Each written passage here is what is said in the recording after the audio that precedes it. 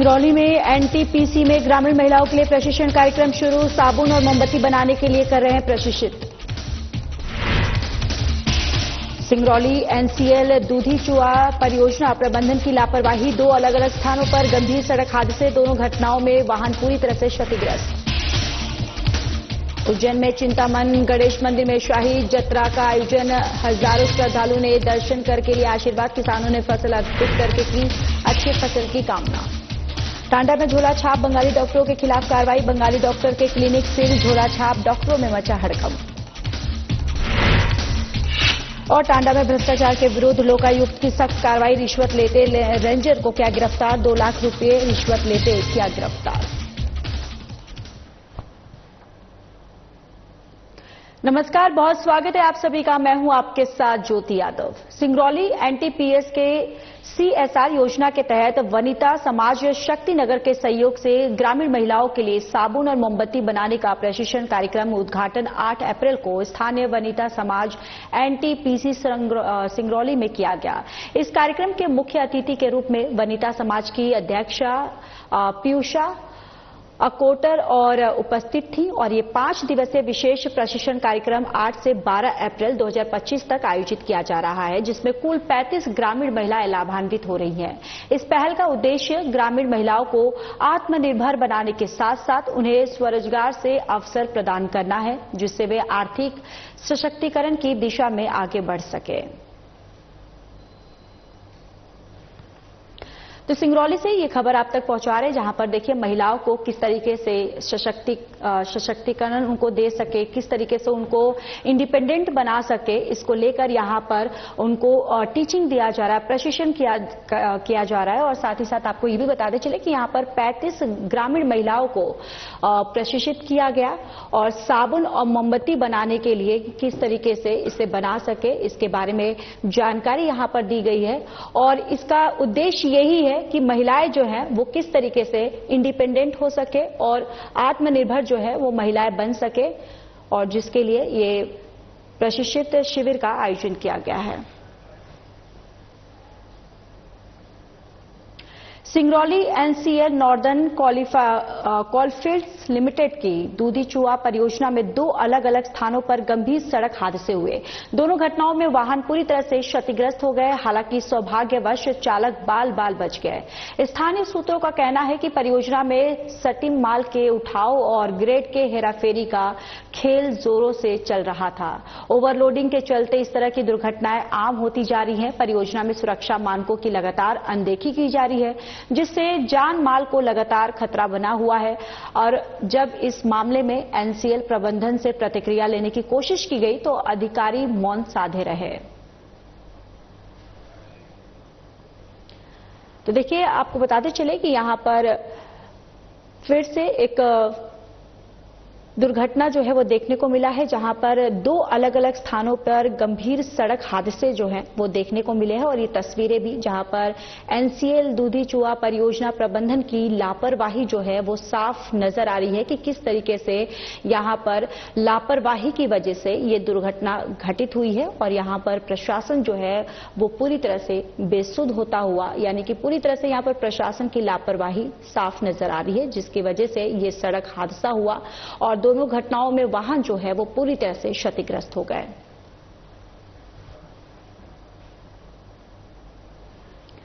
चलिए खबरों में आगे बढ़ेंगे। उज्जैन से 7 किलोमीटर दूर स्थित भगवान चिंतामन गणेश मंदिर में प्रतिवर्ष चैत्र मास में बुधवार को जत्रा का आयोजन किया जाता है। ये परंपरा अनादिकाल से चली आ रही है और इसके चलते चैत्र मास के अंतिम बुधवार को शाही जत्रा का आयोजन किया गया।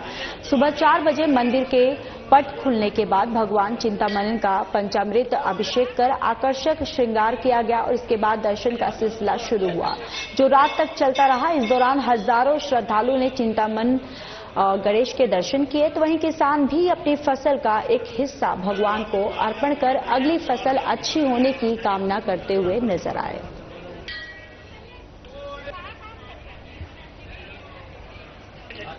तो देखिए, यहाँ पर बताते चले कि उज्जैन में ये परंपरा है जहाँ पर चिंतामन ये भगवान की यहाँ पर पूजा की जाती है और यहाँ पर कल सुबह से ही जो मंदिर के पट जो हैं वो खुलने के बाद बड़ी तादाद में श्रद्धालुओं का तांता जो है वो मंदिर परिसर में दिखाई दिया। यहाँ पर श्रद्धालु बढ़ चढ़कर भगवान के दर्शन करने के लिए यहाँ पर पहुंचे और जो किसान हैं उन्होंने अपनी फसलों का कुछ हिस्सा जो है वो भगवान गणेश के पास उनके सामने जो है वो अर्पित किए और उन्होंने कामना की कि अगले वर्ष जो है अगले साल फसल और भी अच्छी हो। ये कामना किसानों के द्वारा की गई।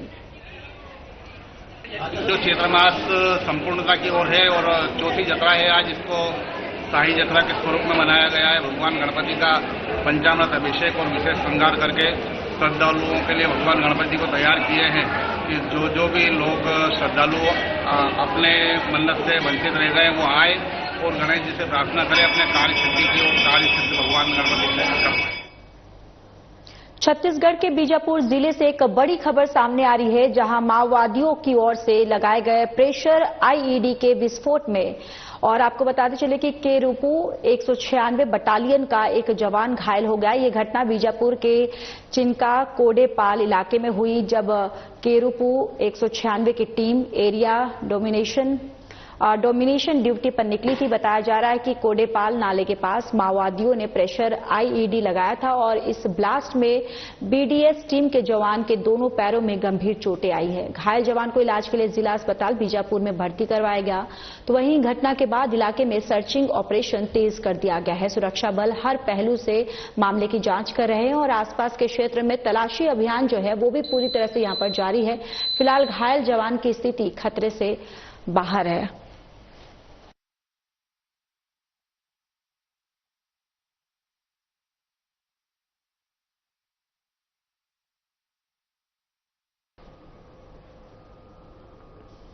चलिए अब बीजापुर की बात कर लेते हैं, जहां पर बीजापुर माओवादी के उत्तर पश्चिम सब जोनल ब्यूरो में 8 अप्रैल को एक प्रेस वक्तव्य जारी कर सरकार के साथ शांति वार्ता की इच्छा जाहिर की गई। वक्तव्य में कहा गया कि पार्टी वार्ता के लिए तैयार है, लेकिन इसके लिए सरकार की ओर से एक अनुकूल और विश्वासपूर्ण माहौल बनाना आवश्यक है। वक्तव्य के अनुसार पार्टी के केंद्रीय कमेटी और सब जोनल डिवीजन कमेटी की शांति वार्ता पर अंतिम निर्णय लेने की स्थिति में है, लेकिन सुरक्षा कारणों से इन समितियों की ओर से तत्काल प्रतिक्रिया देना संभव नहीं होता। इसी कारण से ये वक्तव्य एक प्रयास के रूप में देखा जाए ताकि बस्तर में चल रही हिंसा और हत्याकांड को तुरंत रोका जा सके। पार्टी ने छत्तीसगढ़ के उप मुख्यमंत्री विजय शर्मा की प्रतिक्रिया का उल्लेख करते हुए कहा कि उन्होंने अनुकूल माहौल की मांग को खारिज कर दिया है और माओवादियों का कहना है कि बिना अनुकूल वातावरण के कोई भी शांति वार्ता आगे नहीं बढ़ सकती और सरकार जिस तरह से आत्मसमर्पण नीति को समाधान के रूप में प्रस्तुत कर रही है वो न केवल एक तरफा है बल्कि अव्यवहारिक भी है।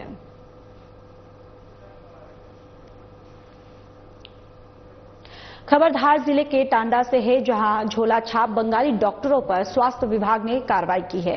कुछ ही आपको बताते चले कि एसडीएम के मार्गदर्शन में हुई कार्रवाई से नगर में झोला छाप डॉक्टरों में हड़कंप मच गया है और ब्लॉक मेडिकल ऑफिसर वर्मा ने बताया कि एसडीएम कुछी के मार्गदर्शन में स्वास्थ्य विभाग की टीम ने समिति गठित कर कार्रवाई की है, जिसमें 2 बंगाली डॉक्टर के यहां क्लिनिक सील कर और पंचनामा बनवाया गया और आगे की कार्रवाई के लिए जांच में लिया गया है।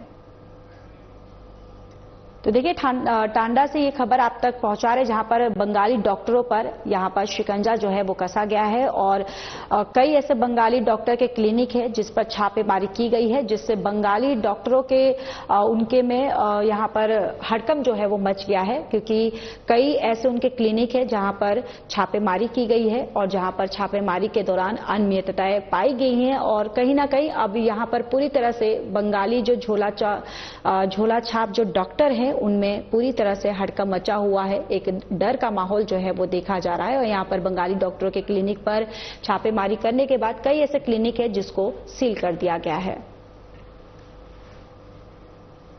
और तहसीलदार महोदय के साथ में हमारी पूरी स्वास्थ्य विभाग की टीम के द्वारा झोला छाप डॉक्टरों के ऊपर कार्रवाई की गई।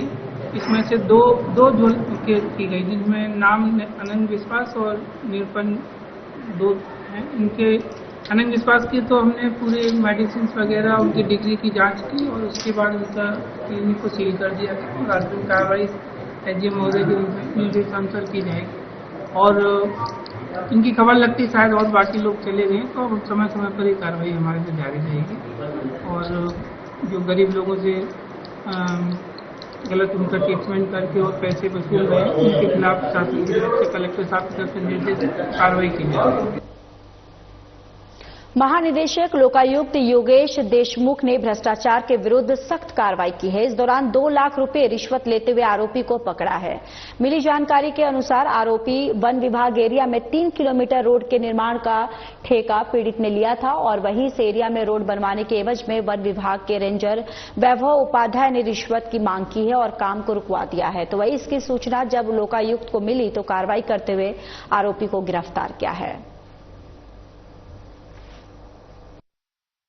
हैं इन्होंने हमारे पुलिस अधीक्षक लोकायुक्त इंदौर श्री राजेश सहाय सर को एक आवेदन प्रस्तुत किया था, जिसमें लेख किया था कि इनके द्वारा सड़क निर्माण का ठेका पीडब्ल्यूडी विभाग से लिया गया है, जो कि बाग रोड से और बाग गुफाओं तक की सड़क 3-3.5 किलोमीटर की बनना थी, जिसमें से करीब 2 किलोमीटर 2200 मीटर के आसपास का एरिया वन विभाग के क्षेत्र में आता है जी। उसकी इनके द्वारा एसडीएम कार्यालय आदि से कुछ हिस्से की परमिशन भी आ गई थी, लेकिन इन्होंने काम रुकवा दिया और इनको परेशान कर रहे थे और 96,000 रुपए इन्होंने अभी कुछ समय पहले इनसे ले लिए थे रिश्वत के रूप में जी। और 2 लाख की मांग ये और कर रहे थे।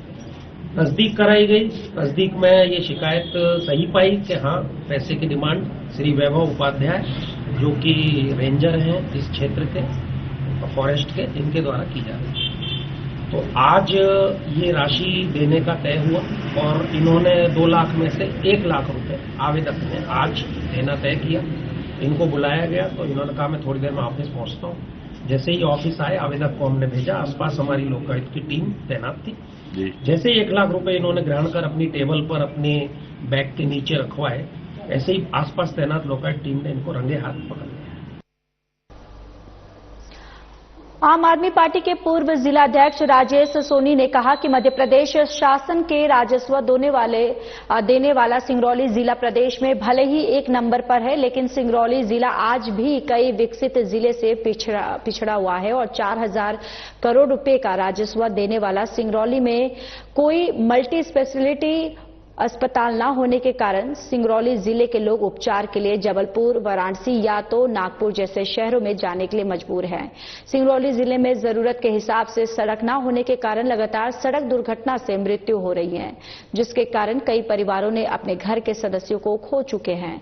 लेकिन बीजेपी के विधायक और सांसद को सिंगरौली जिले के जमीनी स्तर के समस्याओं से कोई लेना देना नहीं है और ऐसे में प्रदेश सरकार को सबसे ज्यादा राजस्व देने वाली सिंगरौली जिले में तमाम कमियों को पूरा करने के लिए विधायक, सांसद और मंत्री को राज्य सरकार से मांग करनी चाहिए ताकि उस राजस्व से सिंगरौली जिले का भी उद्धार हो सके। तो देखिए आम आदमी पार्टी को यहां पर उनके काम को लेकर यहां पर बीजेपी की तरफ से कटाक्ष किया गया है। आप नेता ने बीजेपी पर आपके नेता बीजेपी पर निशाना साधा है और उन्होंने कहा है कि यहां पर उनकी सरकार होने के बावजूद भी जो सड़क दुर्घटना है वहां पर लगातार ऐसी दुर्घटनाएं होती जा रही हैं और इसी सड़क दुर्घटनाओं पर उन्होंने ये सवाल खड़ा किया है। उनके कामकाज, उनकी सरकार के कामकाज को लेकर यहां पर सवाल जो है वो उठाया गया है और जिसके बाद यहां पर उन्होंने कटाक्ष करते हुए बीजेपी पर निशाना साधा है। को छोड़कर वो कई केंद्र सरकार की उपलब्धि गिना रहे हैं तो कभी राज्य सरकार की उपलब्धि गिना रहे हैं, जबकि ये काम मीडिया का होता है। मीडिया सरकार की कमी और खूबी को मीडिया सबके सामने परोसेगी और सिंगरौली और पूरे मध्य प्रदेश और देश की जनता ये जानती है कि कौन सी सरकार किस प्रकार से कितना विकास का काम कर रही है। ये विधायकों के बताने की जरूरत नहीं है। यदि कोई जिले से, विधानसभा क्षेत्र से, संसदीय क्षेत्र से विधायक और सांसद चुनकर भेज रहा है तो क्षेत्र की जनता इसलिए विधायक और सांसद को भेजती है कि वो जाके लोकसभा में और विधानसभा में उस क्षेत्र की गंभीर समस्याओं के मुद्दे को उठाए, न कि वो सरकार की खूबियों को गिनाते फिरे। जबकि खोखले वादे हैं, उन खोखले वादों के विधायक और सांसद गिनाने में व्यस्त हैं। मैं बताना चाहता हूं कि सिंगरौली जिले का राजस्व 4,080 करोड़ रुपए इस वर्ष गया हुआ है मध्य प्रदेश सरकार को। इस राजस्व का यदि कुछ हिस्सा भी सिंगरौली को मिल जाए तो हो सकता है कि सिंगरौली का कुछ उद्धार। रायसेन जिला कलेक्टर अरुण कुमार विश्वकर्मा और सहायक आबकारी आयुक्त दीपक अवस्थी के निर्देशानुसार क्षेत्र में अवैध शराब विक्रय, परिवहन, संग्रह और विनिर्माण के विरुद्ध अभियान चलाया जा रहा है। इसके तहत प्राप्त सूचनाओं और शिकायतों के आधार पर ग्राम कासिया पाटनी में कई मकानों की तलाशी में 3 घरों से 3 कैनों में भरी 35 लीटर अवैध हाथ भट्टी शराब जब्त की गई है। पाटनी में एक स्थित झोरे में दबिश देकर 30 लीटर हाथ भट्टी शराब जब्त की गई और 2 लोहे और 8 प्लास्टिक के ड्रमों में रखा हुआ करीबन 1500 किलोग्राम अवैध शराब बरामद किया गया।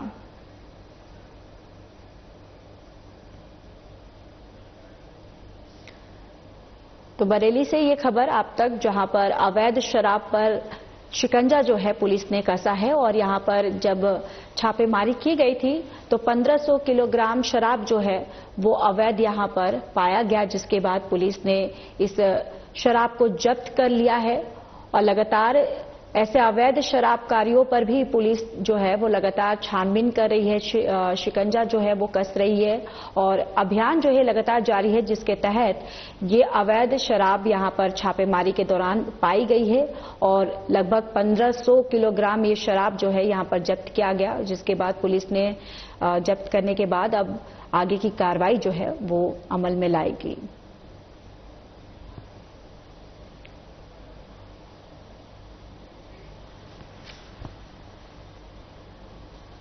भरतपुर जिले की विकासखंड महेंद्रगढ़ के प्रसिद्ध पर्यटन स्थल अमृतधारा जलप्रपात में लगातार हो रही दुर्घटनाओं को ध्यान में रखते हुए प्रशासन ने एक बड़ा और सख्त फैसला लिया है।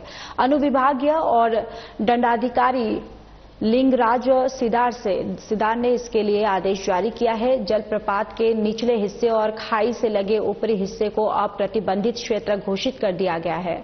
जारी आदेश के अनुसार अमृतधारा जलप्रपात में किसी भी प्रकार का आवागमन, सेल्फी लेना और नहाना पूर्णतः वर्जित रहेगा और ये फैसला लोक सुरक्षा को ध्यान में रखकर लिया गया है, क्योंकि झरने के नीचे उतरने और नहाने के दौरान कई पर्यटकों की डूबने से मौत हो चुकी है।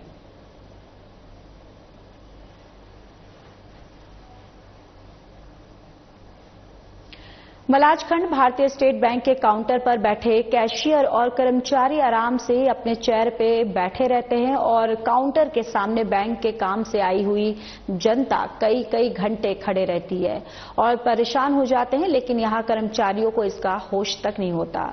अधिकांश कर्मचारी मोबाइल फोन पर लगे रहते हैं, जिससे छोटे छोटे काम के लिए बैंक में आई हुई जनता को कई घंटे इंतजार करना पड़ता है और क्षेत्र की जनता ने प्रशासन से गुहार लगाई है कि अपने कार्यों के प्रति गैर जिम्मेदारी बरतने वाले भारतीय स्टेट बैंक और मलाजखंड के कर्मचारियों की कार्यप्रणाली पर जल्द सुधार करवाया जाए। तो देखिए, स्टेट बैंक की ये खबर है, जहां पर स्टेट बैंक में जो कर्मचारी है वो यहां पर अपने फोन में लगे रहते हैं, आराम फरमाते रहते हैं, जिसकी वजह से जो लोग जो हैं यहां पर अपनी समस्याएं लेकर आते हैं उनको काफी परेशानी होती है, क्योंकि वो यहां पर उनकी परेशानियों का हल नहीं करते, ना ही वो सुनते हैं, क्योंकि वो एकदम आराम फरमाते हैं, जिसको लेकर लोग जो हैं काफी परेशान हैं। उन्होंने कई बार प्रशासन को इसकी गुहार भी लगाई है कि ताकि इन पर सख्त कार्रवाई जो है वो की जाए, ताकि ये कर्मचारी जो है वो ढंग तरीके से, अच्छी तरीके से जो अपनी काम को करे और ताकि लोगों को इस तरीके की समस्याओं का सामना ना करना पड़े।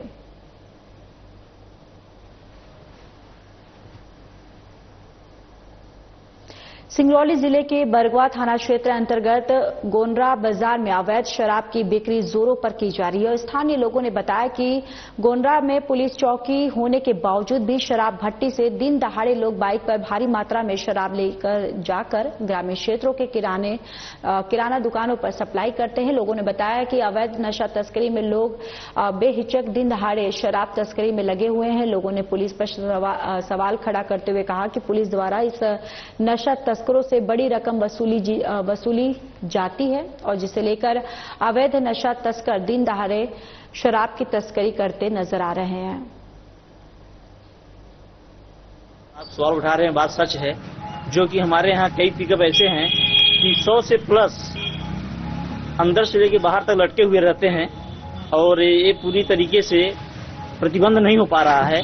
और इसमें काफी मतलब बहुत हादसे भी हो रहे हैं, पलट जा रही है पिकअप, हादसे हुए भी हैं, लेकिन ये पुलिस वाले एंट्री लेते हुए इन वाहनों को नहीं रोक पा रहे हैं। बड़ी समस्या है और काफी समस्या हो रही है, इसकी रुकावट होनी चाहिए, बंद होनी चाहिए। सख्त प्रशासन को देखना चाहिए, इसमें कोई सुनवाई नहीं हो रही कहीं पे। पुलिस प्रशासन जो पैसा लेके एंट्री लेके चलवा रहे हैं। खबर गंधौरपुरी से है, जहां ग्राम पंचायत टुंगनी और इसी पंचायत के गांव साधु खेड़ी में पिछले 1.5 साल से पानी की टंकी का निर्माण हो चुका है। पूरे गांव में हर घर नल कनेक्शन भी कर दिए हैं, लेकिन फिर भी नल में जल एक बूंद भी नहीं आया। अब भी लोगों को 2-2 किलोमीटर दूर से पानी लाना पड़ता है और पीएचई विभाग की उदासीनता के चलते ग्रामीणों को इधर उधर भटकना पड़ता है। पीएचई के एसडीओ से लेकर इंजीनियर, ठेकेदार सब के सब दिखावे में ही लगे हैं। ग्रामीणों का कहना है कि कई बार पीएचई के एसडीओ को समस्याओं से अवगत करवाया गया है, फिर भी इसका सुध लेने वाला कोई नहीं है। ग्राम पंचायत साधुखेड़ी में क्या समस्या है नल जल योजना में? ग्राम पंचायत टुंगनी के ग्राम साधुखेड़ी में जो टैंक में मोटर है वो पानी लीकेज है। अभी 4 दिन से शिकायत पे शिकायत हो रही है, पर वहां से कोई ठेकेदार आने के लिए कोई आ नहीं रहा है, ना उसको वो कर रहा है। और उसको हैंड ओवर के लिए दबाव डाले कि हैंड ओवर कर लो। जो अव्यवस्थित जगह पड़ी है वो पड़ी है। मोटर जो बोर में मोटर है वो बहुत कम पानी दे रही है। ये दबाव कौन बनाता है? ये पीएचई वाला नहीं के थे, हैंड ओवर कर लो, बहुत दिन से किया, पर अभी ये सब कंप्लीट होने के बाद ही हैंड ओवर कराओ। गांव में पानी व्यवस्थित नहीं जा रहा है। अभी 4-6 दिन से बंद पड़ा है, यूँ जई भी जो है अलग है यार, हम क्या करें उसमें ही को। मतलब आपको ये रोज इसी प्रकार की परेशानी झेलना पड़ रही है? इसी प्रकार की परेशानी है। मैं तो रोज साइकिल से 6 डब्बा टांग के साइकिल पे और गांव में से जिसके यहाँ पानी मिलता है उनके यहाँ से पानी भर के लाता हूँ। नल आता है? नहीं आता है। कब से नल कब से लगे हैं? साल भर हो गए नल लगे, साल भर हो गए, पर पानी की समस्या इतनी है कि घर घर पानी चाहिए और मिलता ही नहीं है, इतना पीने का भी नहीं मिल रहा है। बहु बेटियां अकेली जाती है, उनको भी परेशानी आती है, इसलिए जो भी काम पंचायत द्वारा, ठेकेदार द्वारा हुआ सब टोटल काम नकली है और अधूरा भी पड़ा हुआ है। पाइप भी जाग फूटे हुए हैं। कितने साल हो गए इसको? ये लगभग हो गए 1.5 साल से ऊपर हो गया इसको टंकी बना को भी। आप लोगों ने इसकी कोई कंप्लेंट करी, बताया ऊपर अधिकारी को? कंप्लेंट अधिकारी को बताई थी, सरपंच को भी बताया था, मगर कोई रिस्पॉन्स नहीं दे रहा है। पीएचई विभाग में भी कॉल किया था।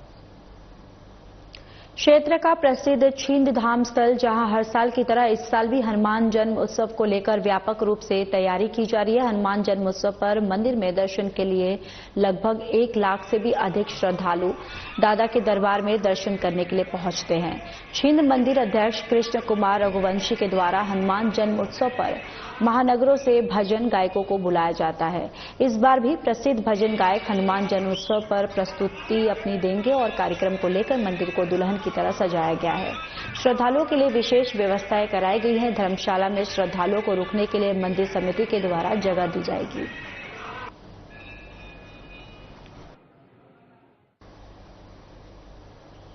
करहाल वनांचल मुख्यालय से महज 2 किलोमीटर दूर स्थित मां अन्नपूर्णा देवी के दरबार में विगत 5 दिनों से चल रहे मेले का एकादशी के दिन शाम को भक्तों ने नेजे चढ़ाए। हर वर्ष की भांति मेले के समापन के अवसर पर विधि विधान से भक्तों ने मां अन्नपूर्णा देवी के दरबार में बैंड बाजों के साथ पूजा अर्चना कर नेजे लाए और इस अवसर पर भक्तों का हजारों की संख्या में जनसैलाब उमड़ा, जहां पूरा मंदिर परिसर माता रानी के जयकारों से गूंज उठा।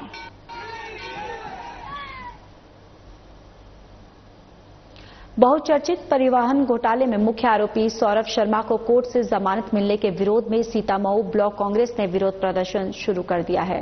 प्रदेश कांग्रेस अध्यक्ष जीतू पटवारी के निर्देश के अनुसार पूरे मध्य प्रदेश में विरोध प्रदर्शन कर मुख्यमंत्री का पुतला जलाया गया।